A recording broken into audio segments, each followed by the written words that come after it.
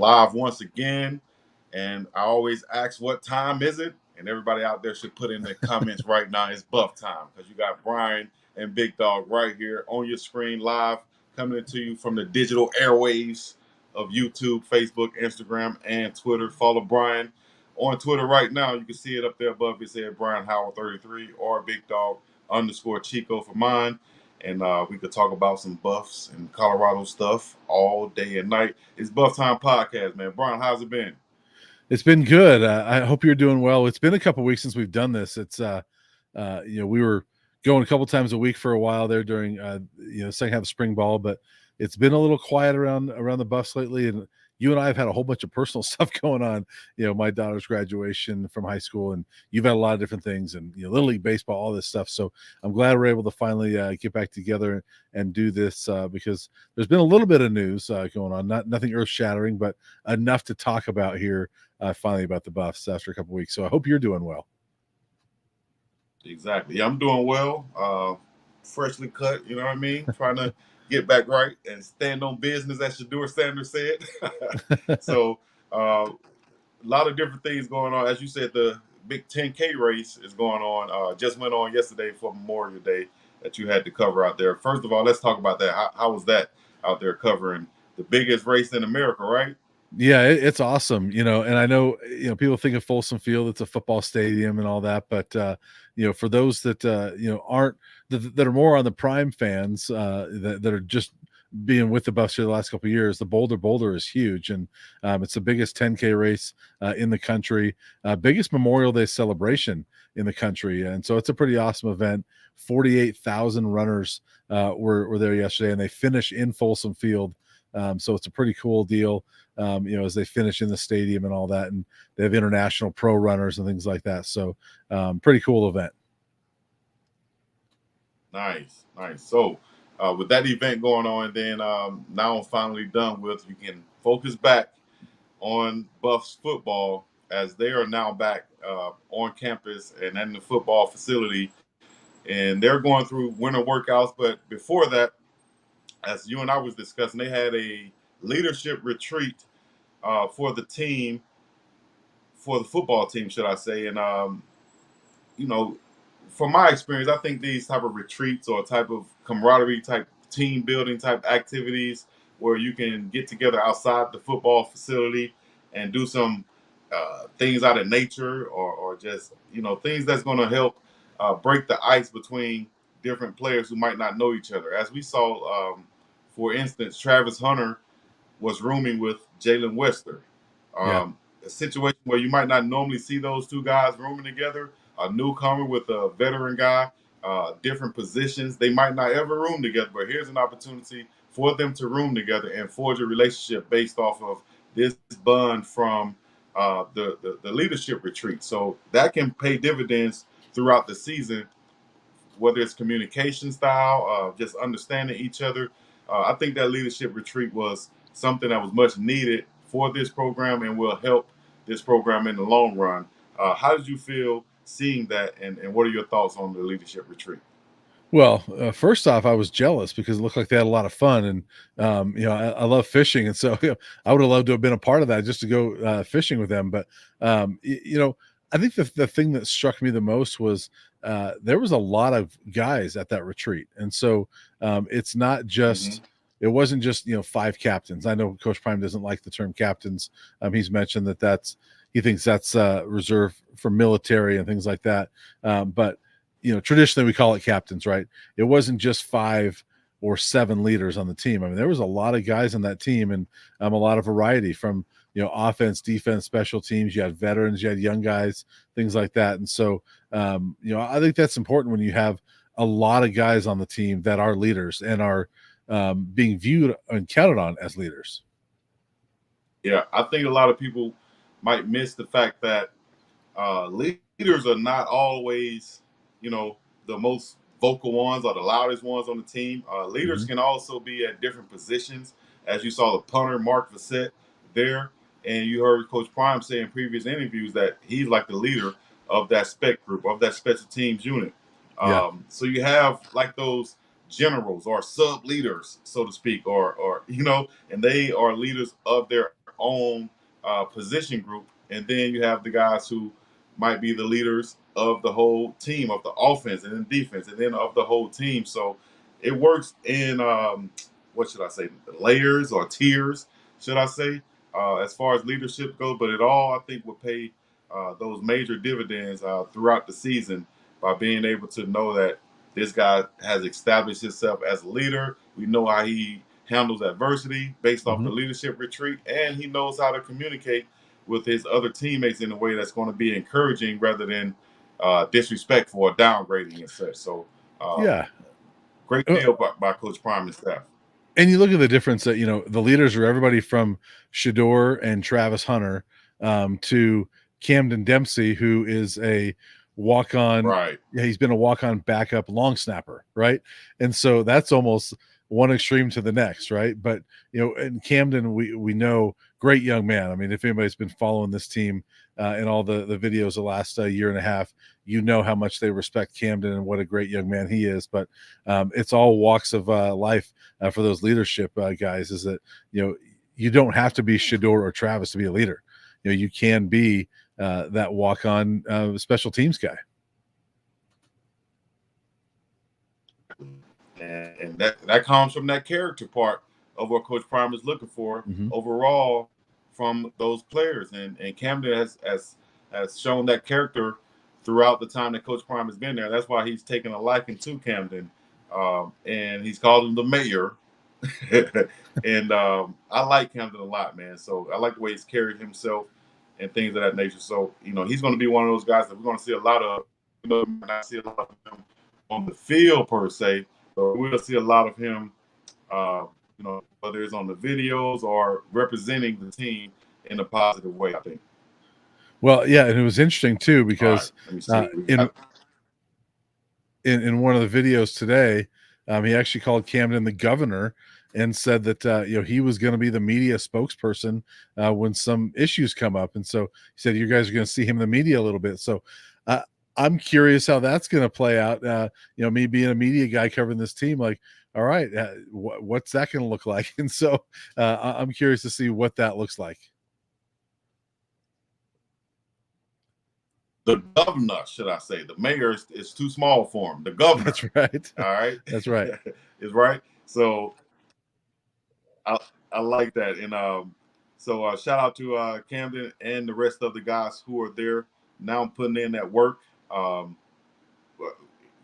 Terrell made this comment right here. The new running back from Arkansas is going to be a beast. Him and Hayden is the 1-2 punch. And that quick Charlie O is back, RB4. Quick little coverage of the running back room right here. Introducing themselves, the freshmen or the newcomers. Also, Brandon Hood was one of those guys, running back, freshman coming over from Phoenix City, Alabama. He said that, hey, I'm here to contribute, I'm here to compete, but I'm also here to win a Heisman Trophy. High, lofty goals for a young player like that, but I think that it shows, his determination, his mindset. Same way that Michael Welch came in with that singularly focused mindset to really contribute as a freshman. I think we have the guy that's going to be have the right mindset to contribute to this team. So with Augusto just signing from Arkansas, 6'2" running back, 208 pounds, almost in the mold of the guy we just lost, and that is Alton McCaskill. What are your thoughts on the running back room now with Hayden, Welch, Hood, and Augusto, and also Charlie back there too? What are your thoughts on this running back room for the Buff? Well, I've said it before, but I'm nervous to talk about running backs because every time you and I break it down, they lose a guy to the transfer portal. One of our very first videos, we broke down the running back room, and none of those guys are really here anymore. So, other than Welch, all of them dipped out. But I do like this group, and I liked the group back then, when it was Dylan and Alton, guys like that. But I like this group. I think Dallin Hayden has got a lot of potential that he flashed a little bit at Ohio State, but is maybe ready to show a little bit more of that. Augustave at Arkansas was just a true freshman last year, and didn't get to play a ton, but then finally at the end of the year he did. And the last 2 games he rushed for 180 yards. So and he started the very last game, and so he was clearly coming on at the end of last season. So he's got some momentum there. And then Micah Welch, we saw him throughout the spring. I love Micah Welch's game, and Brandon Hood. We keep hearing that he's really, really good, and that he obviously was not recruited as highly because he had that torn ACL as a junior, and that impacted both his junior and senior seasons. But when he's been in there, he's a speedy guy that averages a lot per carry. And so you have those guys, and then you have Charlie. I like this running back room. Man, a lot of people are going to be surprised from what Brandon Hood can bring. A guy who was ranked, I think, 4th in the country at his position as a sophomore based off what he did. And then he sustained that injury. So he kind of was looked over and forgotten about for that whole junior season, and came back in at the end of his senior year and really contributed. But then got on the track, and from what his uncle saying, he wasn't even 100% and ran the 10.8 in the 100-meter. Like, who does that? And said that they're not 100%. So we can just imagine how fast he is at 100%. And he's not a smaller back either. He's a built thicker back. And shoot, he's already in the mold of someone who can contribute. Possibly could redshirt just to help out, get back, continue to be healthy. With that knee injury, want to bring him along slowly, but he's looking like he's well put together. As we saw in the well-off videos, he came there with his whole family pretty much.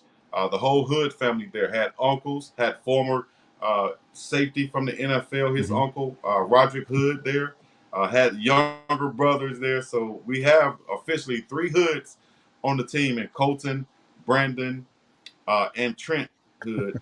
But also we have extensions of that family with Zach Owens and RJ Johnson are part of the team also. So we're happy to have another football family with the Buffs. But I think Trent Hood, the linebacker, and Brandon Hood, the running back, are going to really surprise some of the people who might not really know much about those guys. So look out for them. Yeah, and don't forget Colton, obviously playing DB over there. And I will add one more thing about the running backs, Chico, is that a lot of people mention Coach Prime, like they criticize his recruiting because it's not about the future; it's all about winning now. We look at that running back room, and the oldest guy in there is Charlie, who still has 2 years of eligibility left. Dang. You have Hayden and August Dave who are sophomores. Yeah, and Hayden and August Dave have 2 years of eligibility left, and then obviously you have 2 true freshmen that have 4 years of eligibility. So that entire running back room could be back in 2025, and that's huge for Colorado. Bringing on some backs who can develop and be there for a while and have that camaraderie and understand the program or what Coach Prime wants. They can relay that to others. I think they did a great job in that running back room to bring on younger backs, and not to be understated, but the fact that these guys haven't taken a beating. They haven't had a lot of carries to where they can sustain a lot of injuries or take on a lot of pounding or hits of that nature, like running backs are subject to do. But I think that also shows the reason why running backs have been kind of undervalued or devalued in the NFL, because you can find someone there more likely at that position than you can find at other positions. Case in point, we put Isaiah Hodge back there for the spring, and he contributed. He showed what he can do. So he might be a 5th back that we can see probably a transition from corner to running back, or he might stay at the cornerback position. Who knows? But he's that safety valve, that what do you call it? The break in case of emergency behind the glass running back that we have also. So the fire extinguisher. The fire extinguisher. There you go. Might have a new nickname for him. Fire extinguisher. There you go. Break glass in case of emergency for Isaiah Hodge. That's right. But overall, I think the running back room will be amazing, a lot more than what a lot of people were expecting. Um, when we lost Dylan Edwards, Savion, and Alton McCaskill within like a week, I think it was. But great job by the general manager and his staff. Of course, Corey Phillips and what they've done by bringing in more running backs, more talented running backs, finding them on Yeah. these rosters and being able to seek them out and bring them in to Colorado. I love it. I like what they've done. Yeah, I do too. And somebody in the comments mentioned this, but wide receiver core is set for a while too. And we saw when the player introductions, there were a few wide receivers in there too. Cordell Russell coming in from TCU. You had Cam McKell and Drelon Miller, a couple of true freshmen coming in. And as I'm looking at the roster right here, Omarion Miller is just a true sophomore. Terrell Timmons has a couple years of eligibility left. Assad Wasim, who we haven't even barely seen yet, has got 4 years of eligibility left. So Jordan Onavuge is a guy that Coach Prime has talked a lot about. Really loves his work ethic. He's another one that's a redshirt freshman with 4 years of eligibility left, and so they're a little loaded at receiver too with some talent. So I think you look at some of those areas, and I think sometimes some of these people like commenting on the recruiting here ought to look back and take a closer look at some of these areas and say, oh, okay, they are set up a little bit for the future, because they are bringing in some key guys, and corners the same thing. Colton Hood's got 4 years of eligibility left, and Ivan Yates, who they just brought in, has a couple years left, and DJ McKinney is only a sophomore. Savion Riley, the new safety, has got 3 years left. RJ Johnson has 4 years left. So, they're bringing in guys that do have some time left. Which is, I'm loving that too, because a lot of people are stuck on saying Coach Prime is only here for the short haul. He's not here for the long haul. He's going to leave when the kids leave to go to the NFL. Well, it doesn't seem that way from what he's doing and what he's building out there.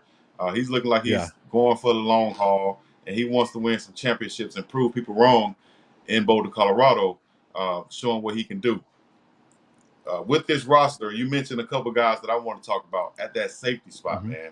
And they showed these guys as they introduced themselves, and now we got some big boy safeties. Not saying we didn't have any, but we got some 6'2", 200-pound safeties that's going to come in, and they have experience from Vanderbilt, as Riley played at Vanderbilt, but then went through winter workouts as he committed to the University of Miami in December, went through their workouts, decided to enter the portal again. Now he's here with the Buffs. And then you go with RJ Johnson, who is a friend of the family, of the Hood family, went to the same Christian academy in Georgia that the Hood brothers went to. So they were able to come together and bring him along. So we have two experienced safeties from some good programs that has great size back there, and it has multiple years of eligibility left.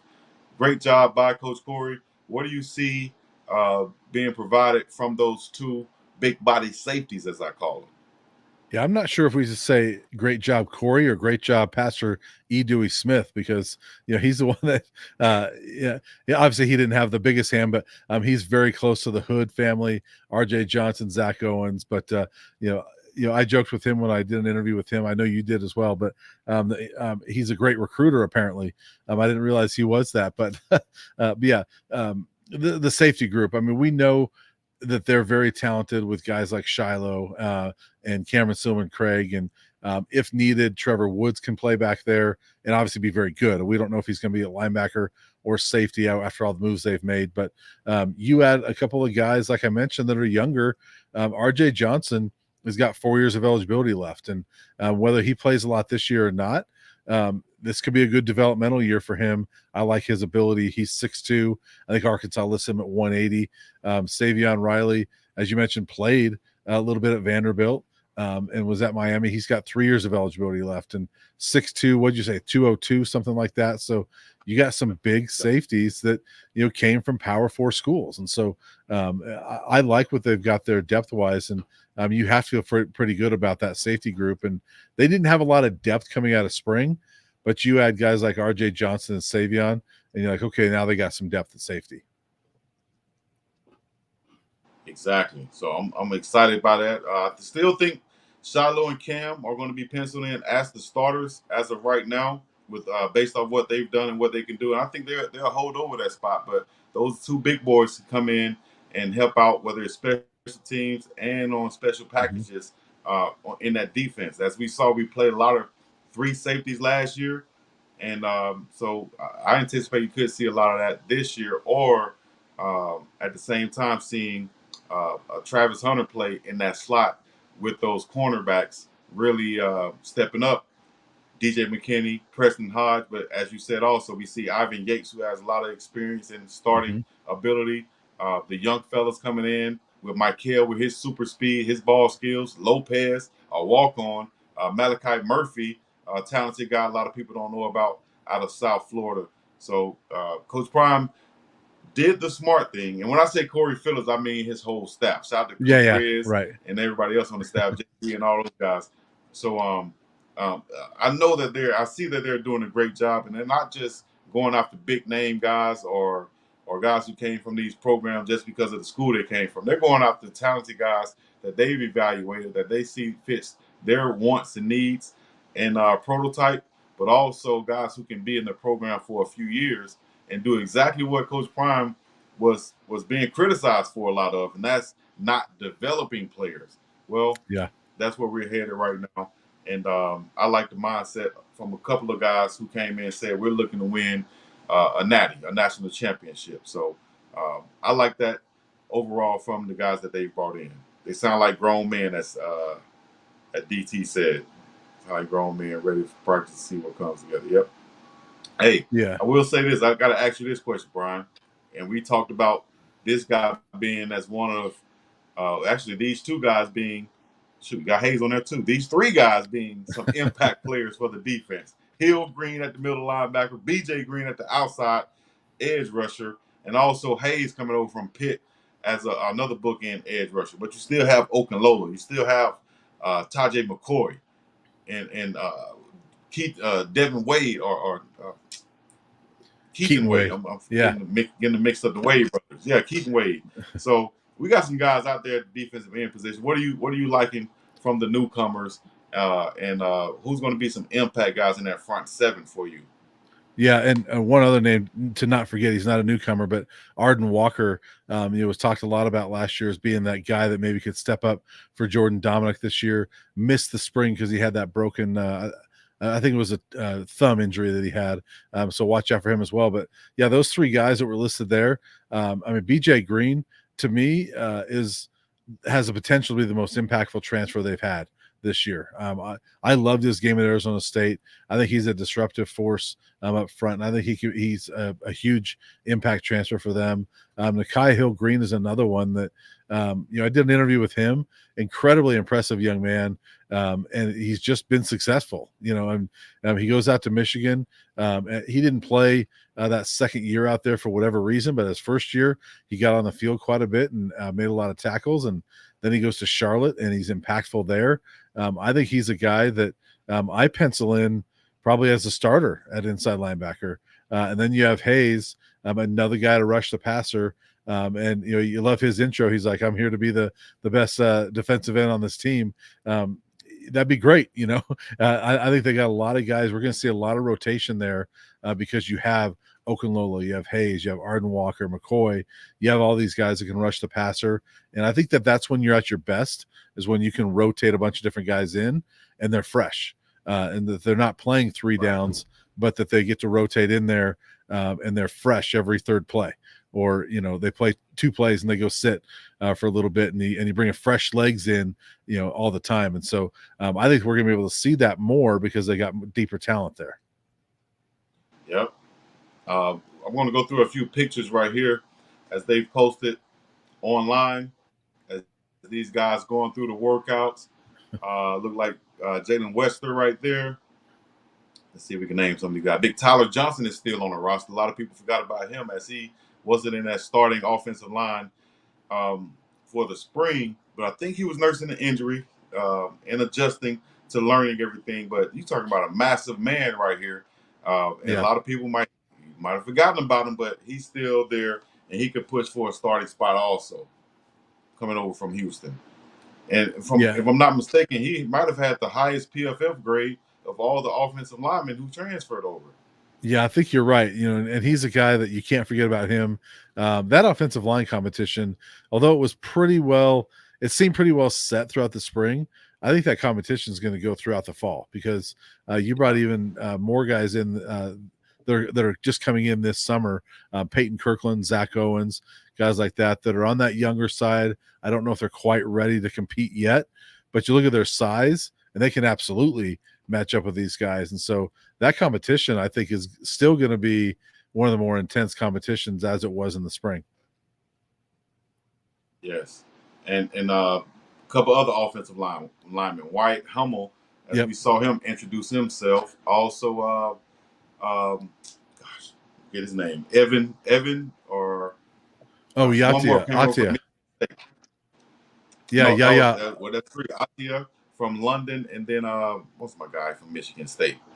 Oh yeah, Ethan Boyd.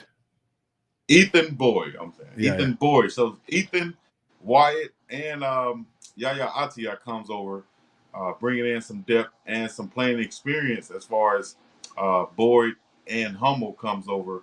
So more competition for those guys who was there on that front five initially with Jordan Seaton, Justin Mayers, Hank Zielinskis, or Yakiri Walker, Tyler Brown, and then Khalil Benson. Now you still have Tyler Johnson. You bring in Hummel, you bring in Boyd, and then Atia. I would say we talked about this before as being a project, but right. then Kirkland and the other big fellow Owens on the other. Man, we got some depth there, and if those guys can develop and actually learn the playbook, you got competition all the way to the fall, like you said. Yeah, and that's another spot too. I keep bringing it up, but that's another spot where they mention, the Coach Prime and the staff is not developing and not building a roster for the future. Well, they got 15 offensive linemen, 6 are seniors, but that means 9 of them could be back next year. And so, you still have some young guys. It's not like you got 12 seniors and 3 young guys. I mean, they got some guys that can still be here next year. I mean, Khalil Benson, Ethan Boyd, Chris Morris is another one, the JUCO transfer that's on his way here. Yakiri Walker, Zielinskis, Kirkland, Owens, Jordan Seaton, Atia. These are all guys that can still be here in 2025. And so that's another spot I look at and say, I know it's veteran heavy in some spots, but they're still filling out that roster with young guys that they're hoping to develop and be able to play in 2025 and 2026 and beyond. Most definitely. I'm loving it.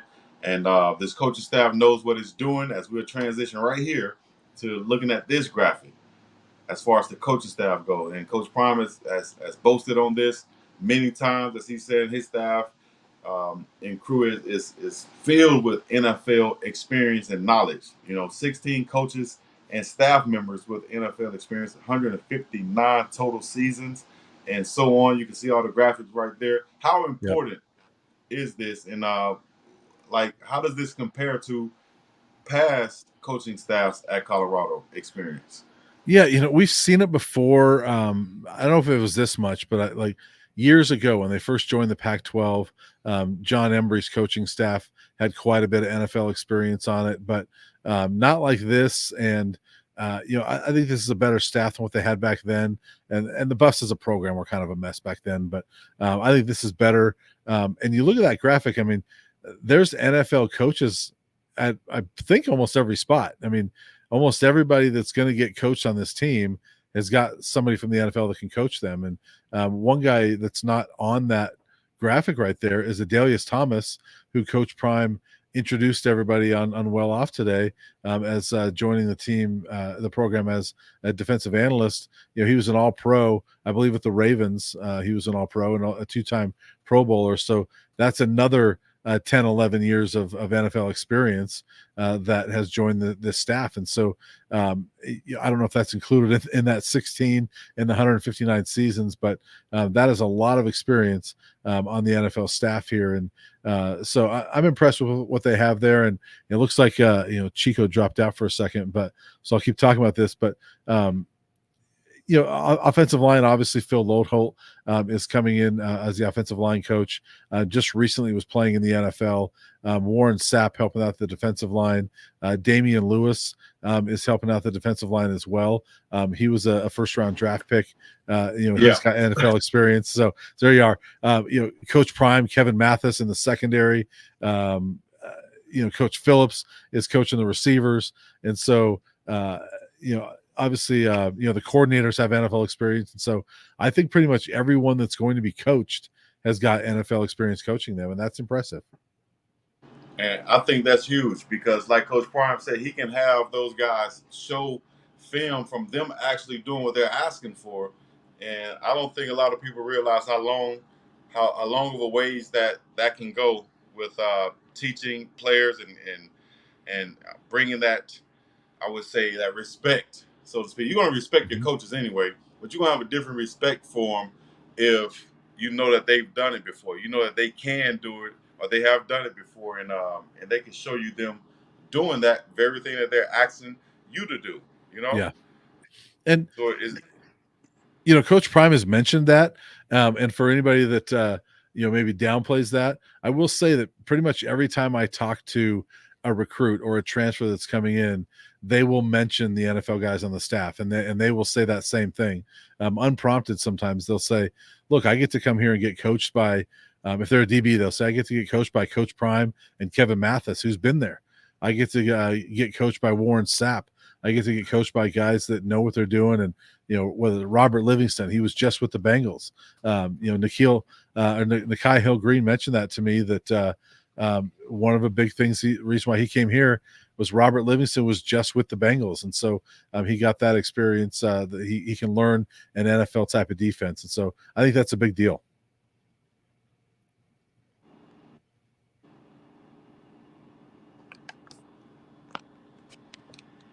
Are you still there, Chico? Can you hear me? I can hear you. Now I can see you. I'm here. Well, you know what? I was on earlier, so it seemed like my phone was running hot, so I had to make sure I put the fan on it so it can keep going. But yeah, I'm here with you. Let me see, make sure we still good. All right, we still good. Awesome. So yeah, I think you were mentioning Nikhai Hill-Green.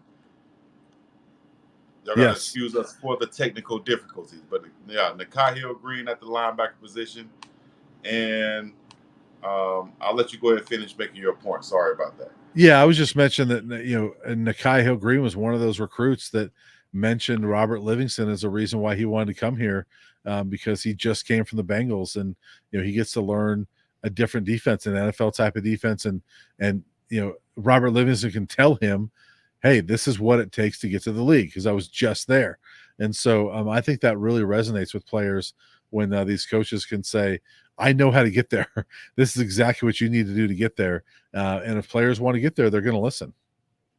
And a lot of them are, like you said, they're loving the fact that Warren Sapp is the D-line coach. And also you said the news that broke earlier today on the Well-Off Media, and I've seen it online now, is that former NFL player, all-pro linebacker Adalius Thomas, who was also a teammate of Coach Prime when he played with the Ravens.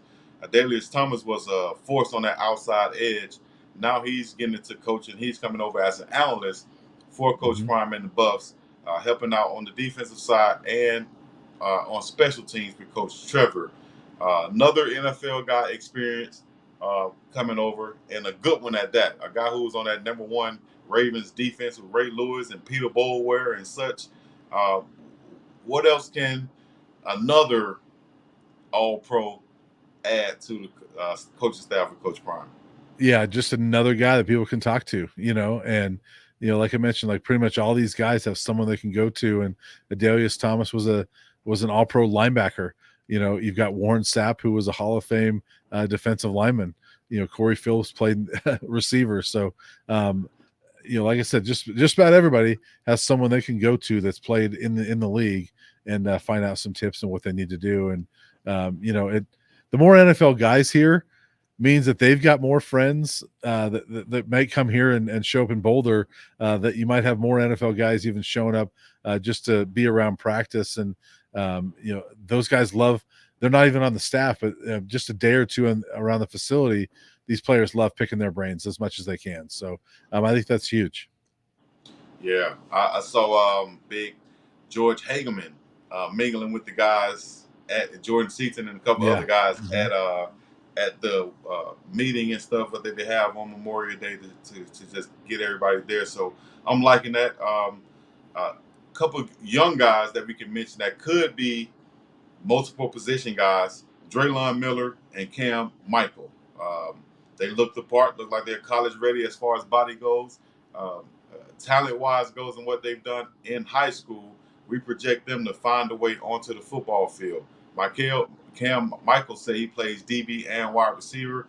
Draylon Miller say he plays wide receiver, but a lot of people project him that we could see him line up next to Shedeur Sanders in the backfield this year based off of his high school film. What do you think about those two young guys?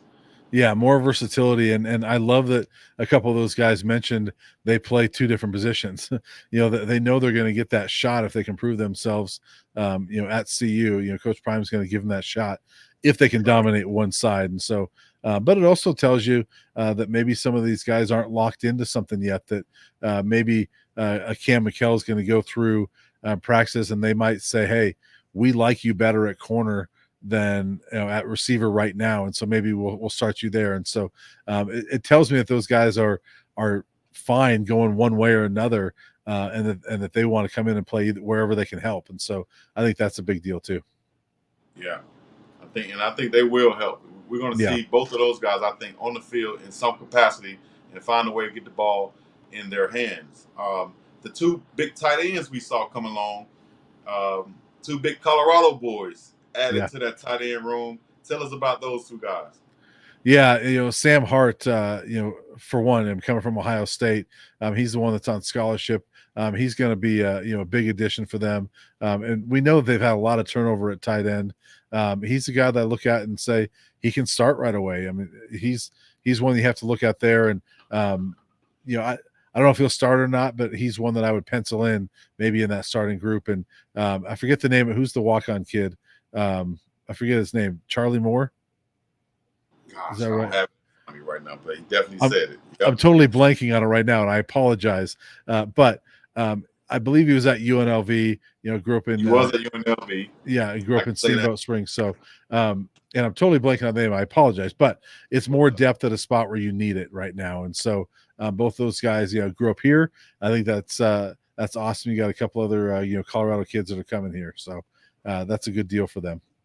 I think it fits. Charlie Williams is his name. Yeah, also. Okay.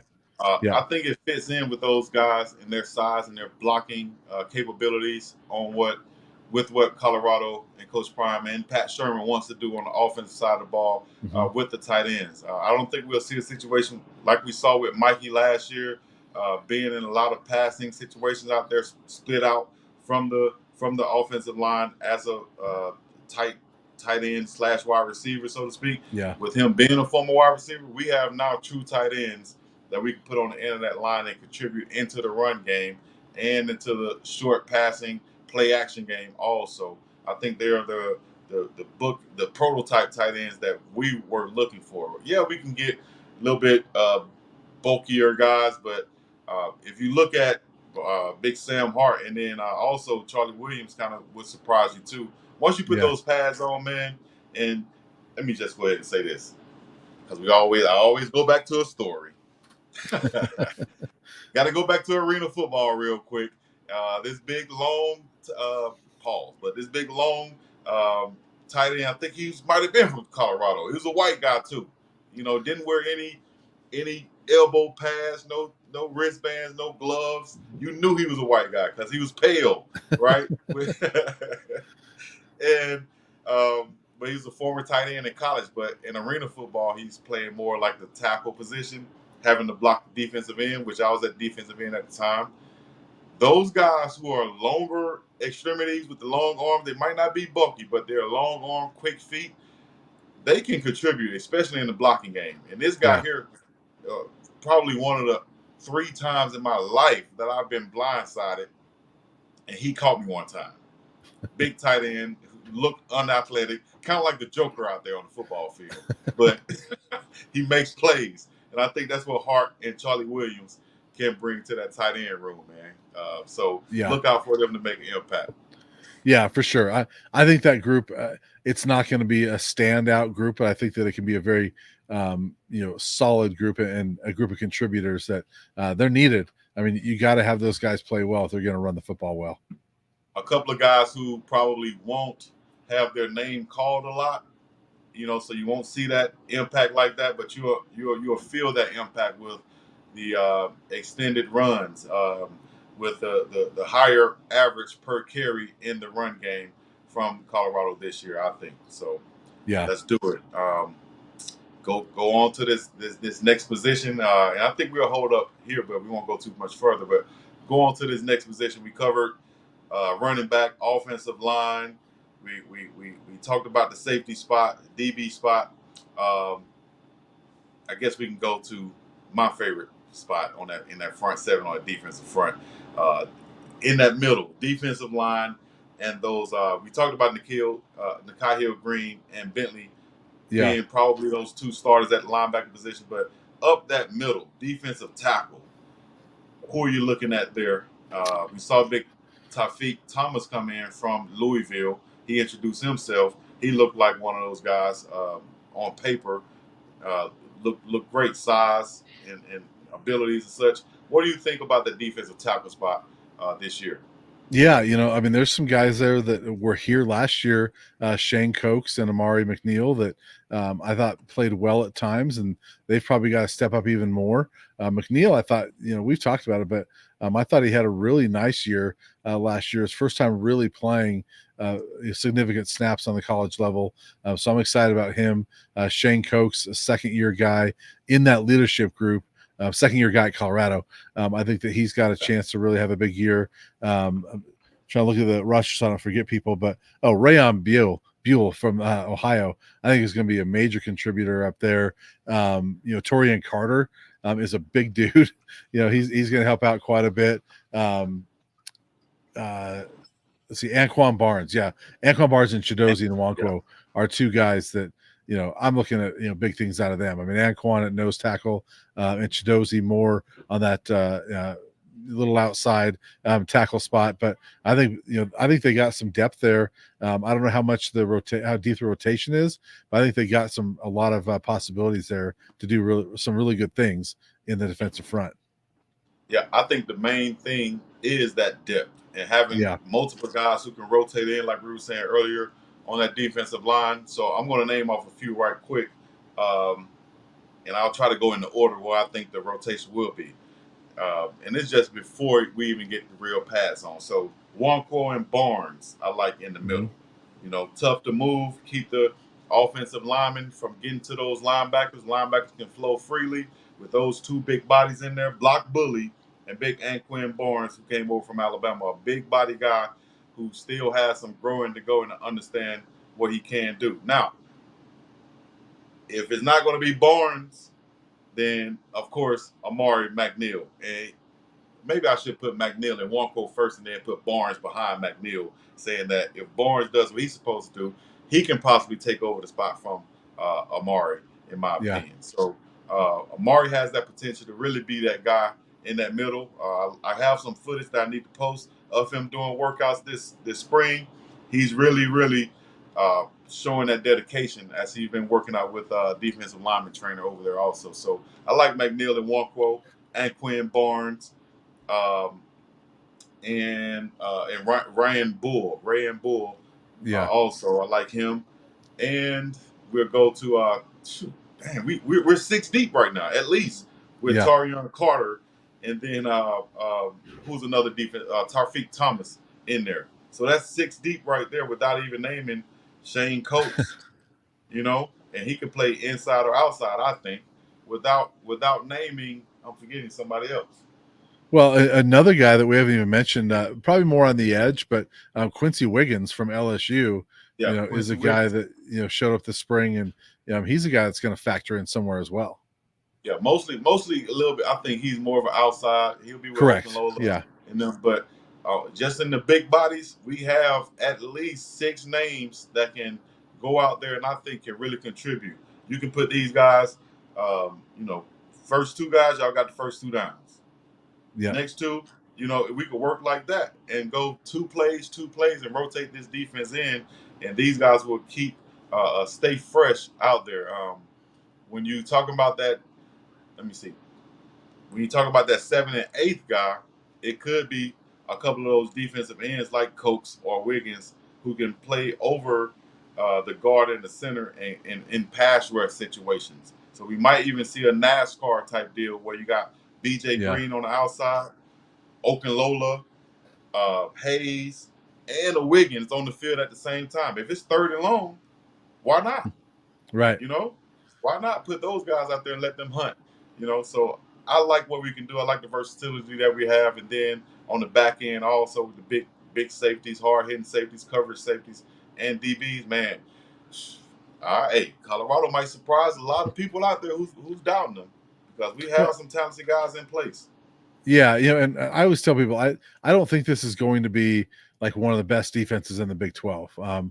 I just think it's hard to put together, all these pieces, and they obviously struggled last year. I don't think it's going to be one of the best in the Big 12, but I think it's going to be a much better defense than it was last year, and it doesn't have to Well, be. why would you?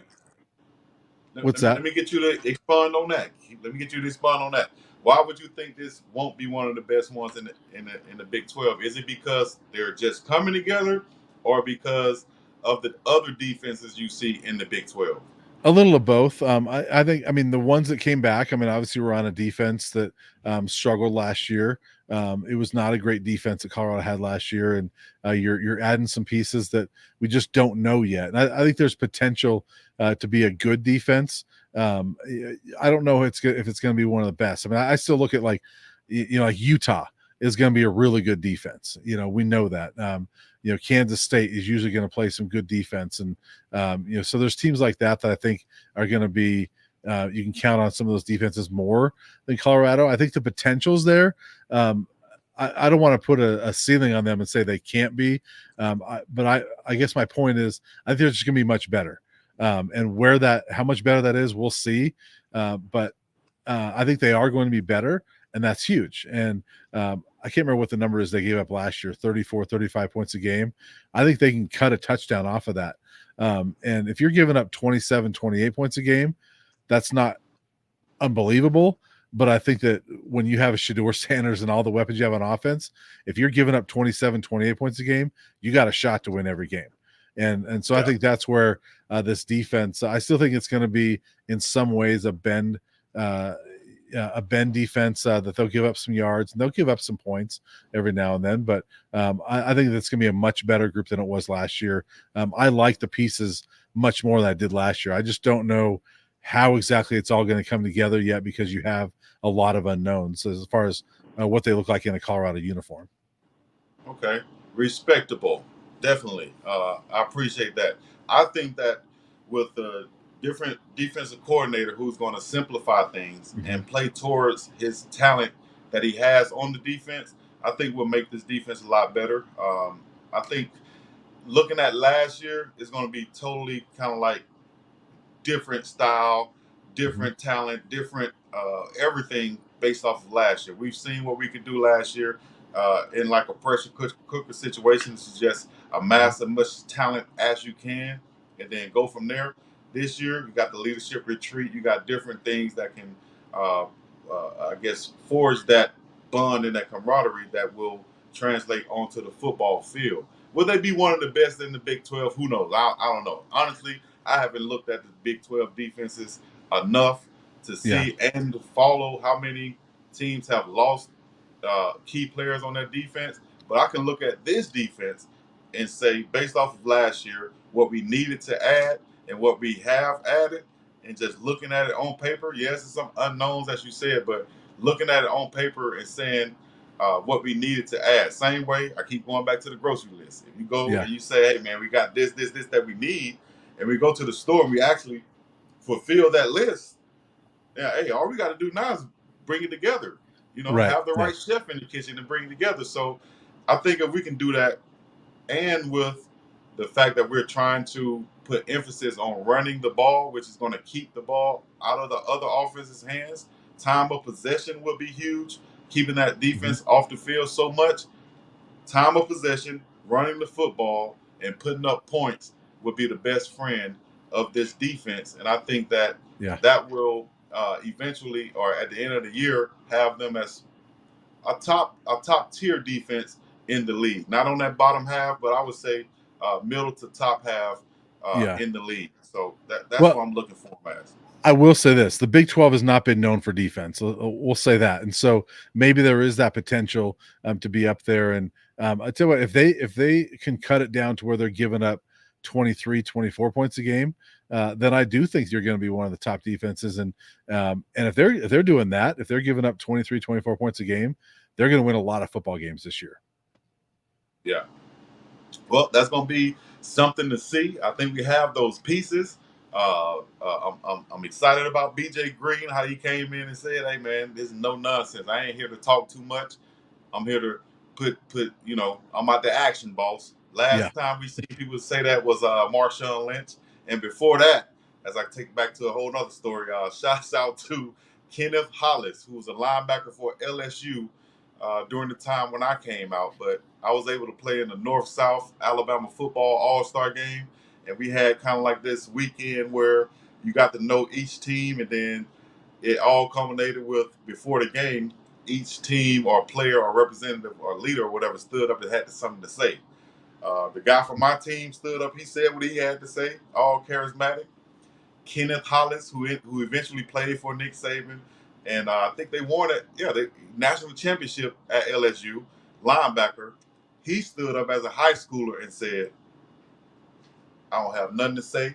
I'm here to crack heads, basically. I'm not here for the talking." And he stood up. He said that he went back and sat back down. Reminded me of BJ Green, but I said that to say this: that guy there was about business. He went on, had a great career at LSU. He proved it, and I think BJ Green is going to be of that same mold. He's going to come Yeah. in and prove his worth and his attitude, his thought process to the Colorado nation, Buff Nation out there. So I'm rooting for him and everybody else on that defense. So I think that's going to bring us to an ending point. Brian, let us know anything else you got to say, man. Anything we might have missed on, and then we'll No, get I to think let them know where you can find you at. I think we hit it. After not doing this for a couple of weeks, we covered a lot of stuff today. And catch me at Brian Howell 33 on X or Twitter, and then buffzone.com. And heading out on a little vacation this week, so won't be a ton over the next week or so. But we'll be back hitting it hard. After that vacation, and we got Big 12 Media Day coming up next month, and so not next month, it'll be July, but it's coming up quick. Yeah, quick, fast, and in a hurry, man. Happy Memorial Day out there to everybody. We're a little bit late on it, but happy Memorial Day. Happy summer to all the kids Mhm. getting out for the summer. You guys be safe out there. Y'all be ready to tune in to more BuffTime Podcast as we will be covering throughout this summer. Coach Prime, Colorado, Buffaloes, and everything that's going on with them. Y'all have any questions, comments, get in the chat. Let us know. Also, once this live is over with, y'all can still comment. So go ahead, put your city, your state, or your country in there. Let us know where you're checking in from so we can give you a shout out on the next one. You feel me? If y'all like my haircut, put it in the chat because I see you. Celeste likes it. I appreciate it, Celeste. All right, everybody else, man, y'all know what to do, man. Hit the like, subscribe, comment, all the other good stuff. We're gonna be up and about this thing. Another Buff Time podcast, premium primetime Buff Talk with Brian and Chico. All right, B. We're gonna be up and about this thing, man. Peace in the Middle All right. East. Take care. Yes, sir.